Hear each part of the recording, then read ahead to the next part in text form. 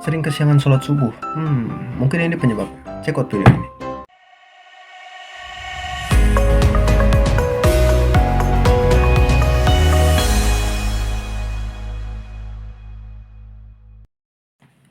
Ya, assalamualaikum warahmatullahi wabarakatuh. Kembali dengan saya Bayi Septian. Kali ini kita akan bahas masalah kesiangan sholat subuh. Ya, kita semua tahu kalau sholat subuh itu termasuk sholat wajib yang sering orang lalai sama sholat ini. Entah itu karena kesiangan, karena ketiduran, dan lain-lain gitu ya. Nah, penyebab orang kesiangan sholat subuh yang pertama adalah tidur menjelang subuh. Nah, usahain kalau misalnya kita kebangun atau begadang, tolong jangan tidur ketika menjelang subuh, karena kemungkinan bisa kesiangan sholat subuh.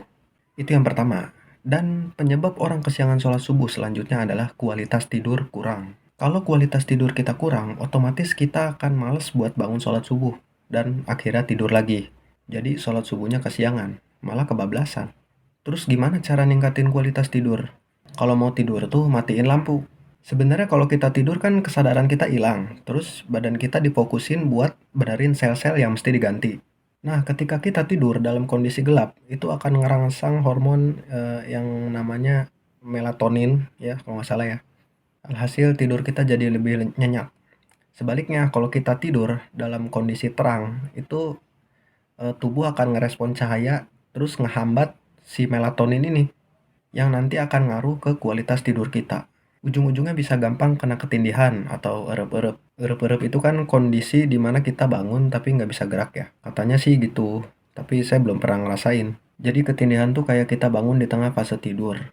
Nah, kayak yang tadi saya bilang, badan itu kan ketika tidur lagi maintenance alias benerin sel-sel yang mesti diganti. Kalau namanya lagi maintenance, otomatis nggak bisa diakses. Sama kayak kita main game online. Kalau lagi maintenance, pasti kita nggak bisa akses gamenya kan. Tubuh kita juga sama, nggak bisa digerakin. Jadi yang bangun cuma otaknya aja. Sementara badannya nggak bisa gerak karena masih recovery. Nah, itulah yang namanya ketindihan atau erep-erep. Atau dulu zaman sekolah, kita dijelasinin namanya, bahasa kerennya sleep paralysis. Asik, udah kayak dokter aja ya gue.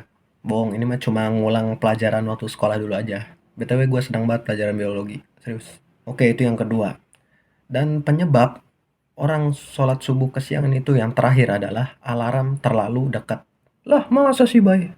Kan alarm dekat itu bikin cepat bangun. Ya, itu benar. Cuma kan kalau alarm terlalu dekat itu gampang matiin ya. Banyak kasus orang matiin alarm, abis itu tidur lagi. Karena saking gampangnya matiin alarm itu. Dengan alasan bentar 5 menit lagi. Akhirnya alarmnya di snooze, bunyi, bangun, di snooze lagi, bangun, di snooze lagi. Gitu aja terus sampai 10 tahun. Dan akhirnya 10 tahun baru bangun. Makanya mulai sekarang pasang alarm yang agak jauh.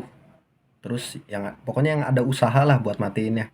Dan usahain pakai nada yang ngeselin. Terus volumenya keras. Terus agak jauh ya supaya kita bangun. Dan yang paling penting jangan pakai musik. Oke, itulah penyebab kesiangan sholat subuh versi saya.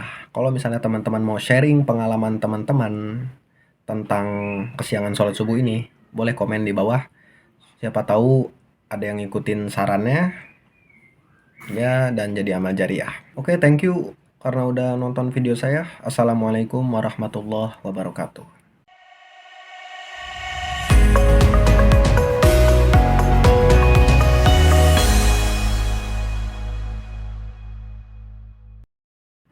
Kalau kualitas tidur kita kurang, otomatis kita akan ada motor segala lagi.